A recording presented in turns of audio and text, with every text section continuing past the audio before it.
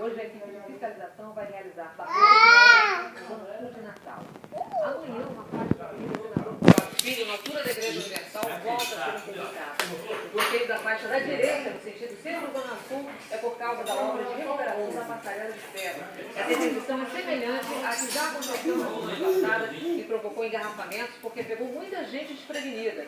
A marginal que está sendo usada... Ismaeli, olha! A Avenida Moraes Navarro também das 8 horas da manhã até as 6 horas da noite. Agora você vai ver a atitude do grupo religioso que pretende ver aprovada a primeira vez de iniciativa popular surgida no Rio de Janeiro. Eles querem que Iemanjá seja parte do nosso patrimônio imaterial.